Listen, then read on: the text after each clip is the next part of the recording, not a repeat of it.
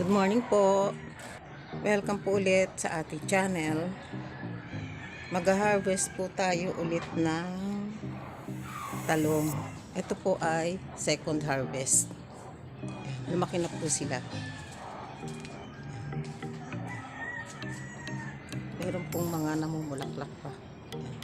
Meron po ulit mga susunod. Second harvest po ito. Ito. Tago po sa ilalim. I-harvest na po natin.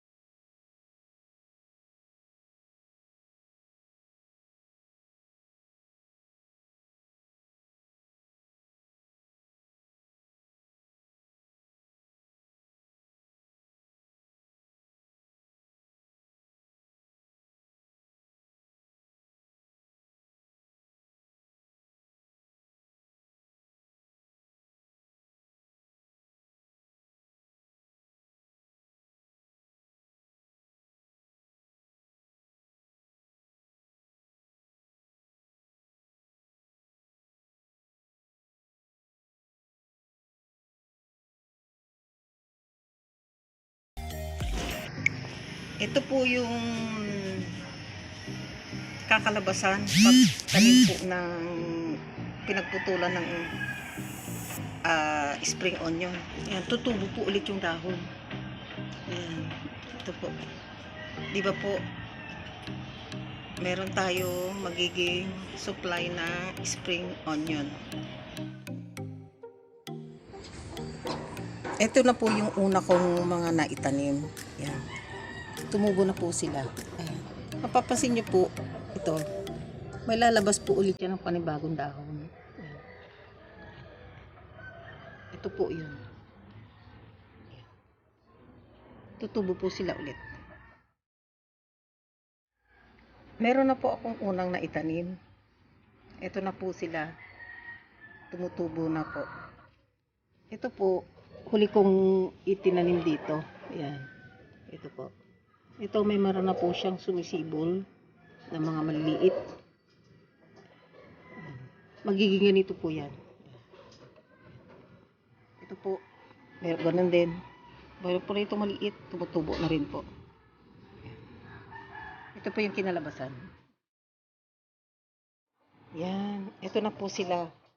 Pwede na po tayong kumuha ng, gugupitin lang po natin. Pwede na po tayong kumuha dito ng pang-garnish. Ito po. Anytime po na gusto nating mag-aros kaldo o sopas, mag-harvest lang po tayo dito. Ito na po sila. Lumaki na. Harvest po tayo ng spring onion.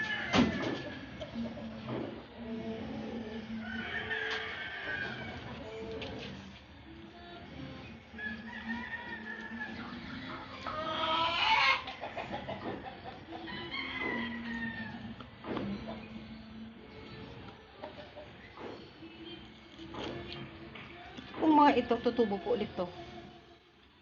Kaya magiging unlimited spring onion po magiging supply natin. Ito po yung na-harvest natin.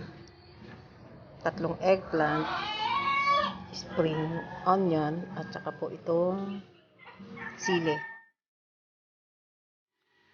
Magluluto po tayo ng paksiw. Ito po. Isdang paksiw na ginataan.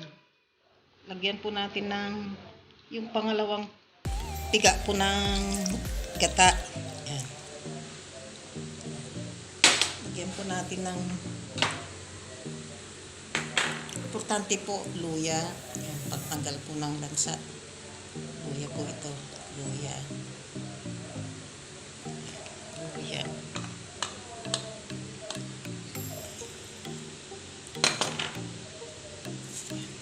Asin. Asin. Paminta. Ito masarap po, maraming paminta. Sibuyas.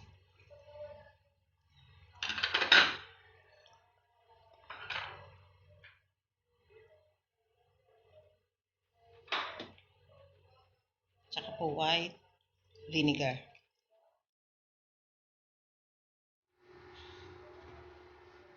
Simmer po natin to ng mga 5 minutes.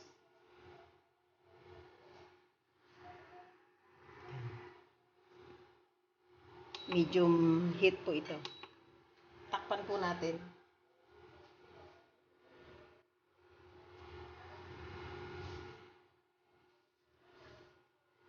Takpan po natin mga 5 minutes.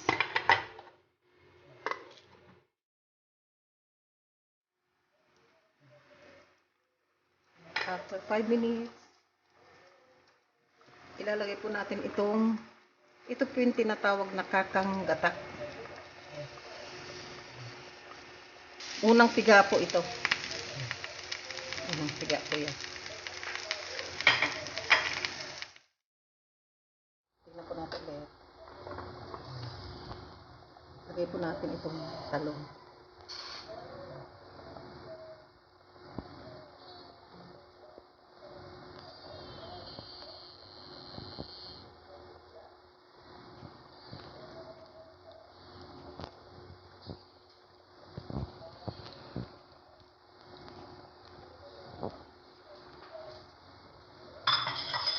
Tapos itong sili. Takpan po natin ulit. Simmer po natin ulit. Check po natin ulit. Ayan, kumukulo po siya. Simmer po natin ulit. Buksan natin.